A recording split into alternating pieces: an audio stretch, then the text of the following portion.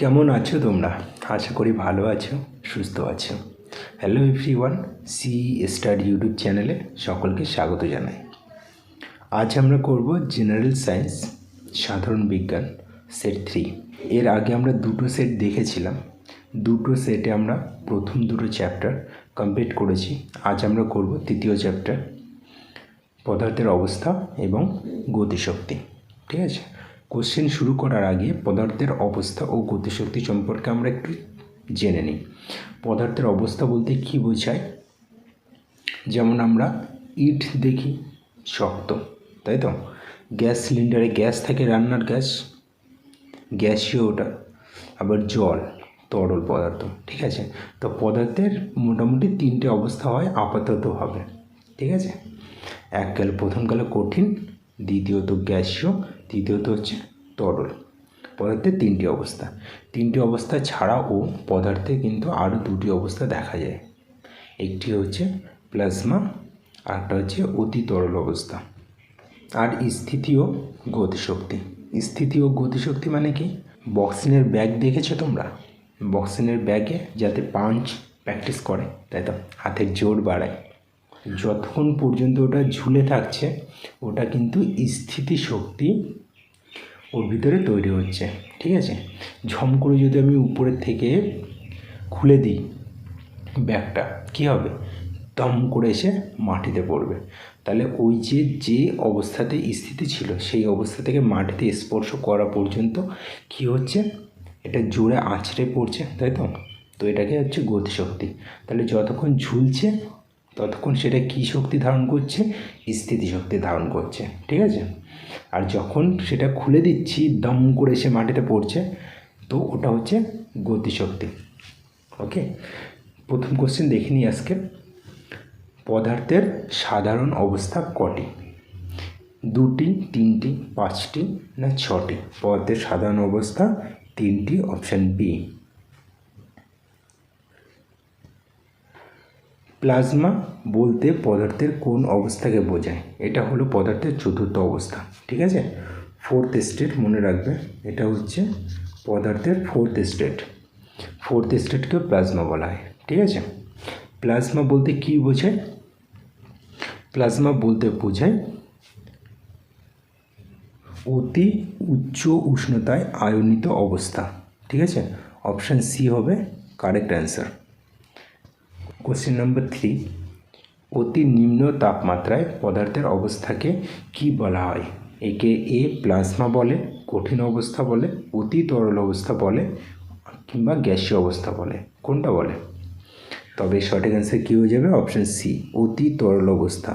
মনে রাখবে অতি তরল অবস্থাটা হচ্ছে পদার্থের 5th স্টেজ। ঠিক আছে, তো পদার্থের সাধারণত 3টে স্টেজ থাকে, কঠিন, তরল ও গ্যাসীয়। চতুর্থ অবস্থা হচ্ছে প্লাজমা, যেটা অতি উষ্ণতায় যে পদার্থের অবস্থাটা তৈরি হয়। আর অতি নিম্ন তাপমাত্রায় যে অবস্থা তৈরি হয় তাকে বলে অতি তরল অবস্থা, যাকে বলা হয় 5th স্টেজ অফ ম্যাটার। ঠিক আছে, পদার্থের পঞ্চম অবস্থা। নিম্নলিখিত কোন বস্তুতে তাপ প্রয়োগ করলে তরলে পরিণত না হয়ে সরাসরি গ্যাসীয় অবস্থায় রূপান্তরিত হয়? অর্থাৎ একটি বস্তু যাকে আমি যদি তাপ প্রয়োগ করি তবে এটি তরলে পরিণত হয় না, সরাসরি গ্যাসীয়তে অর্থাৎ গ্যাসে পরিণত হয়। ঠিক আছে, তো এই ধরনের যে পদার্থগুলো আছে তার মধ্যে একটি উদাহরণ আমাদের এখানে জানতে চেয়েছে। অপশান এ মোম, বি পিচ, সি নিশাদল, ডি সোনা। সঠিক অ্যান্সার কী হয়ে যাবে? সঠিক অ্যান্সার হবে নিশাদল। অর্থাৎ নিশাদল একটি উদ্বায়ী পদার্থ, কারণ এতে তাপ প্রয়োগ করলে তরলে পরিণত না হয়ে গ্যাসে পরিণত হয়। এছাড়া কর্পূর, শুষ্ক বরফ, আয়োডিন, ন্যাপথলিন, ঠিক আছে, এগুলো সবই কিন্তু উদ্বায়ী পদার্থের উদাহরণ। কোশ্চেন নাম্বার 5, চাপ প্রয়োগের ফলে বরফ গলে যাওয়া এবং চাপ সরিয়ে নিলে বরফ জমাট বাঁধার প্রক্রিয়াকে কী বলা হয়? অপশান এ ঘনীভবন, অপশান বি কঠিনীভবন, অপশান সি আয়নীয়করণ, অপশান ডি পুনশীলী ভবন। তাহলে সঠিক অ্যান্সার কী হবে? এর সঠিক অ্যান্সার হয়ে যাবে অপশান ডি, পুনশীলী ভবন। অর্থাৎ দুই টুকরো বরফ, ঠিক আছে, দুটি বরফের কিউব যদি আমরা চেপে ধরে রাখি, ঠিক আছে, তাহলে এই যে মাঝখানের অবস্থাটা দুটো একে অপরের সাথে জোড়া লেগে যাবে, ঠিক আছে। তাই এই যে প্রক্রিয়া এটাকে বলে পুনশীলী ভবন। যেমন কোনো দুটো জিনিসে আঠা লাগিয়ে একসাথে করলে জোড়া লেগে যায়, ঠিক তেমনই বরফও কিন্তু জোড়া লেগে যায়, কিন্তু এখানে কোনো আঠার প্রয়োজন হয় না, ঠিক আছে। তো এই ঘটনাকে বলা হয় পুনশীলী ভবন। কোশ্চেন নাম্বার 6, নিচের কোন বস্তুর কোনো নির্দিষ্ট গলনাঙ্ক নেই? অর্থাৎ কি, তার যে নির্দিষ্ট গলনাঙ্ক, যেমন জলের গলনাঙ্ক কত, 0 ডিগ্রি সেলসিয়াস, ঠিক আছে, একটি নির্দিষ্ট আছে, কিন্তু এর কোনো নির্দিষ্ট গলনাঙ্ক নেই। তো সেই বস্তুটির নাম কি? সেই বস্তুটি হলো মাখন। অপশান সি হয়ে যাবে কারেক্ট অ্যান্সার। মাখনের কিন্তু কোনো নির্দিষ্ট গলনাঙ্ক নেই, ঠিক আছে।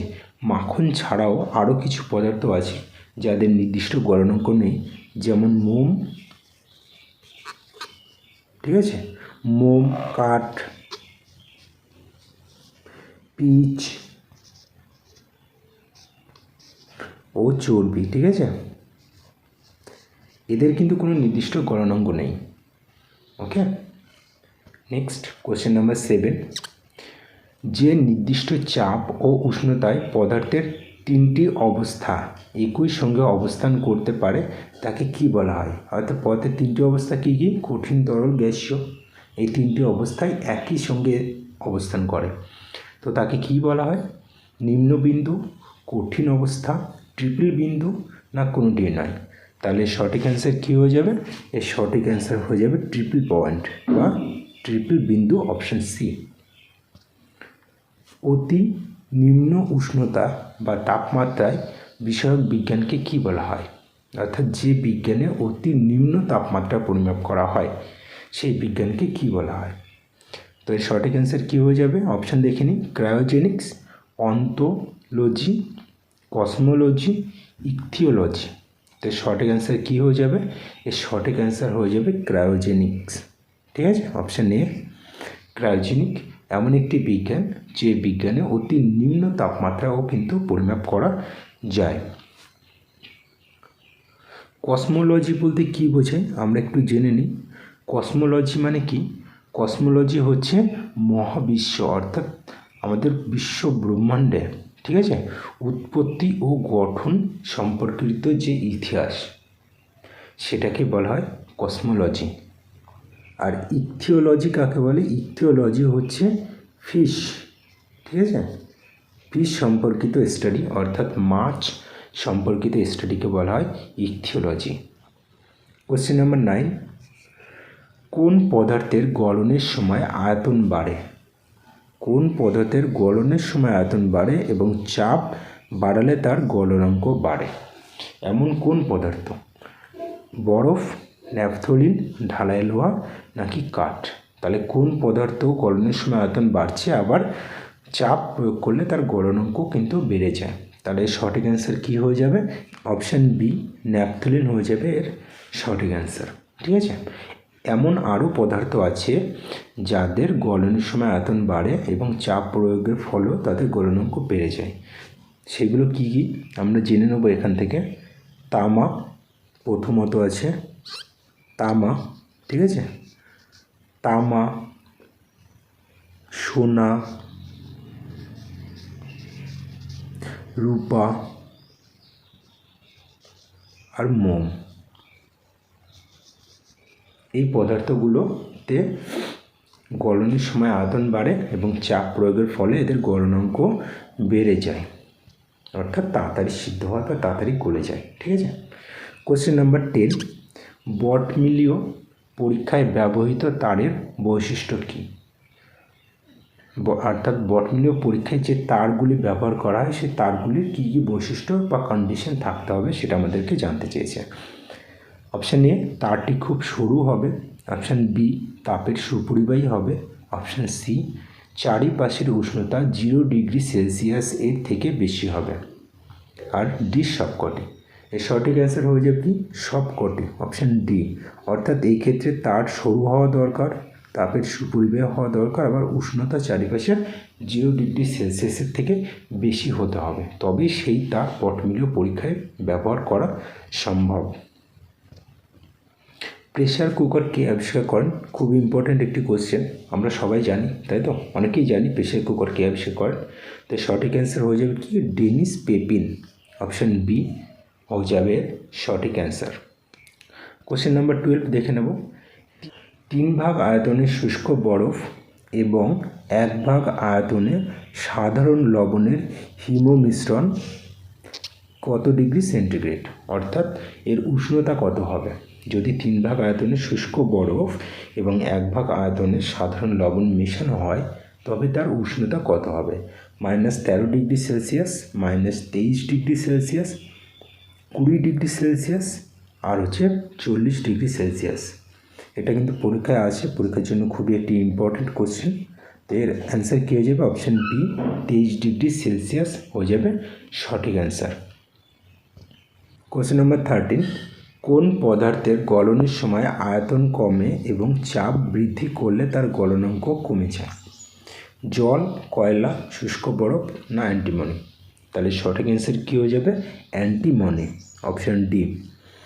অ্যান্টিমনি ছাড়াও আরও কিছু পদার্থ আছে যাদের গলনের সময় আয়তন কমে এবং চাপ বৃদ্ধি করলে গলনাঙ্ক কিন্তু কমে যায়। কি কি আছে?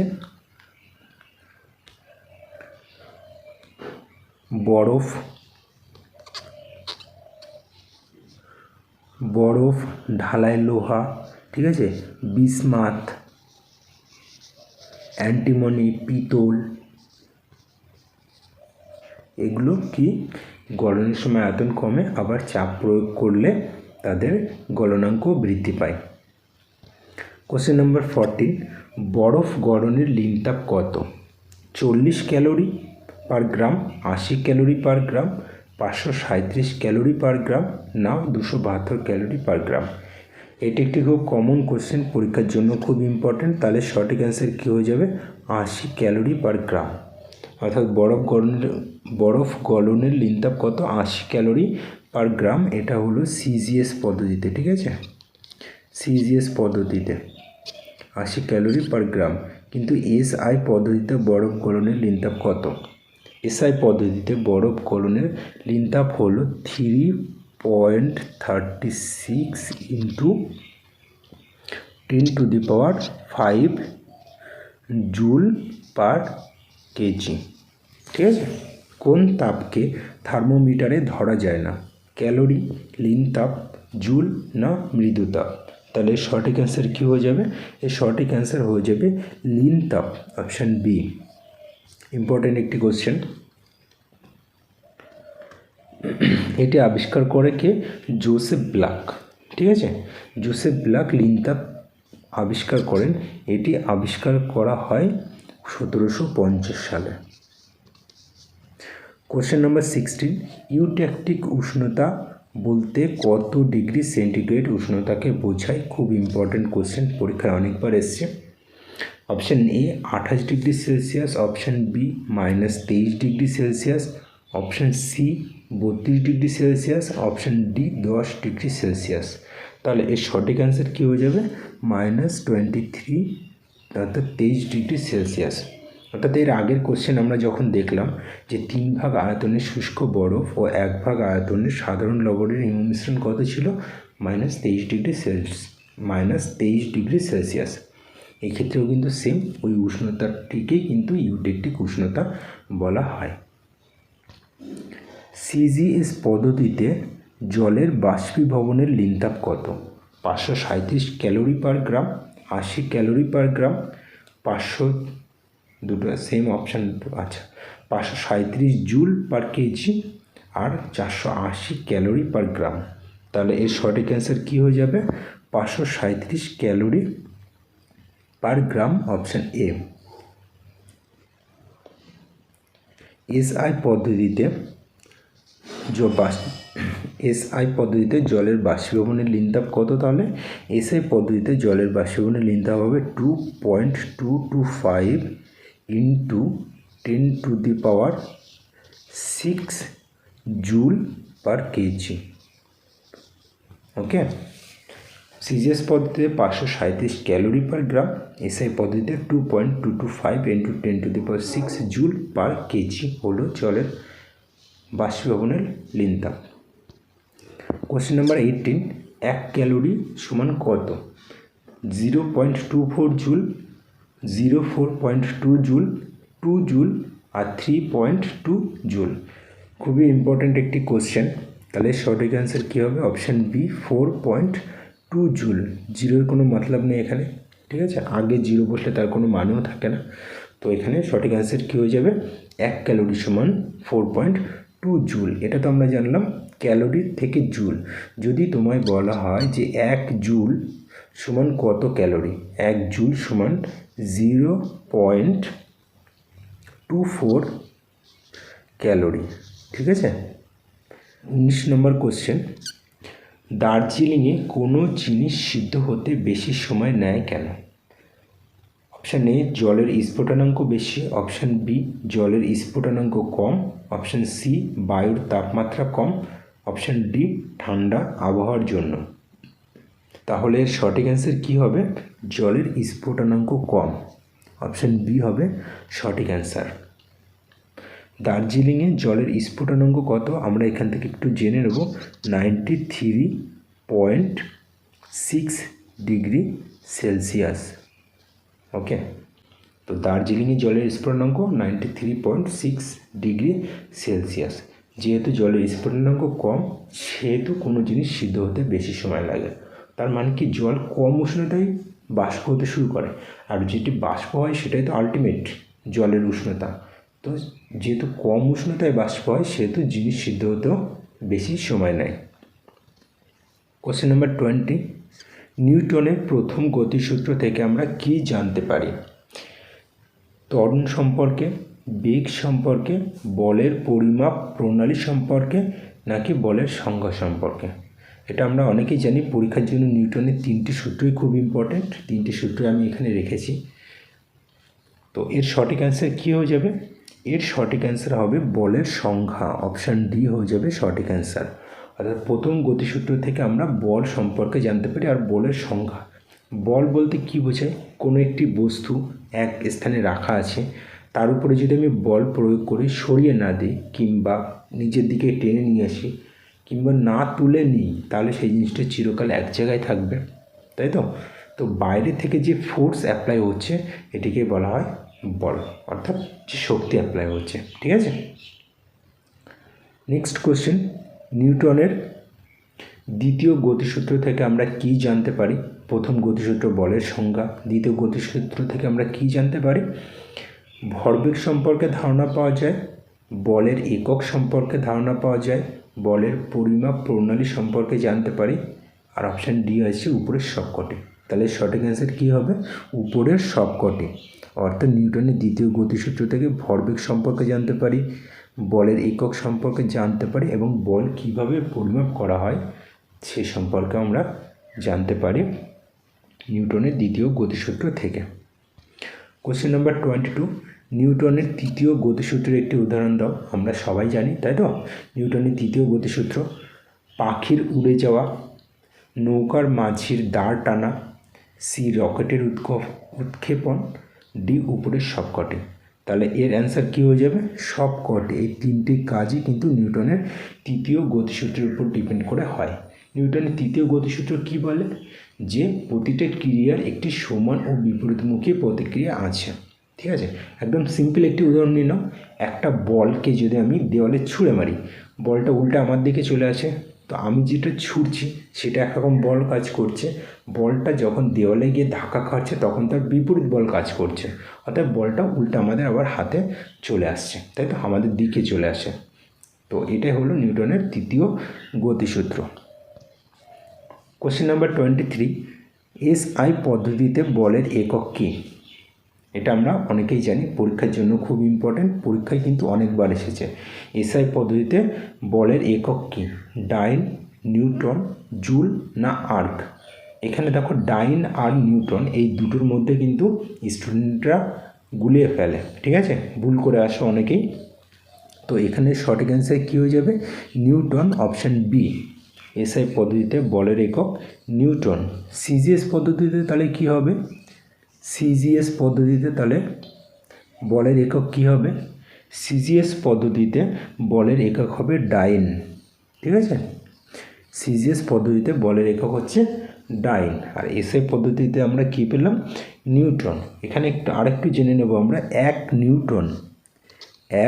নিউটন ইকুয়াল টু কত, কিংবা কত ডাইন? 10⁵ ডাইন। তাহলে 1 নিউটন সমান আমরা কি জানলাম? 10⁵ ডাইন। কোশ্চেন নাম্বার 24, চলন্ত মোটর গাড়ির চাকা কী ধরনের গতি? চলন্ত মোটর গাড়ির চাকা দেখে নাও। একটা চাকা, ঠিক আছে, সেটি কখনো সামনের দিকে যায়, আবার কখনো পিছন দিকে যায়, তাই তো? তো সামনের দিকে যখন যায় তখন ক্লকওয়াইজ ঘোরে, আর যখন পিছন দিকে আসে তখন অ্যান্টি ক্লকওয়াইজ ঘোরে। অর্থাৎ দুই দিকেই কিন্তু চাকাটি ঘুরবে, তাই তো? দুই দিকেই চাকাটি ঘোরে। এই জন্য চলন্ত মোটর গাড়ির চাকা সবসময় হবে মিশ্র গতি, অপশান ডি। 25, ভূপৃষ্ঠে পতনশীল কোনো বস্তুর গতি কী ধরনের গতি? অর্থাৎ যে বস্তুটি উপর থেকে পৃথিবীর দিকে পড়ছে সেই বস্তুর গতিশক্তি কী ধরনের গতিশক্তি? আবর্তন গতি, চলন গতি, মিশ্র গতি, নাকি ঘূর্ণন গতি? তাহলে এর সঠিক অ্যান্সার কী হয়ে যাবে? এর সঠিক অ্যান্সার হয়ে যাবে চলন গতি। আবর্তন গতি মানে কি? ঘোড়া এর মধ্যে দিয়েই বোঝা যাচ্ছে। মিশ্র গতি মানে অ্যান্টি ক্লকওয়াইজ আর ক্লকওয়াইজ দুই দিকেই ঘুরবে, ঠিক আছে? আর ঘূর্ণন গতি মানে কি? ক্লকওয়াইজ ঘুরতেই থাকবে, যেমন পাখার গতি। পাখা একটি ঘূর্ণন গতি, পাখা কিন্তু উল্টো ঘোরে না, পাখা একদিকেই ঘোরে ক্লকওয়াইজ। তাহলে পাখার গতি কী ধরনের গতি? পাখার গতি হচ্ছে আবর্তন গতি। পৃথিবীর ঘোরা আবর্তন গতি। মিশ্র গতি মানে কি? অ্যান্টি ক্লকওয়াইজ ক্লকওয়াইজ দুই দিকেই ঘুরবে। চলন গতি মানে যে কোনো একদিকে যাবে, ঠিক আছে? যেমন ভূপৃষ্ঠের যে পতনশীল বস্তু তার অভিমুখ সবসময় নিচের দিকে।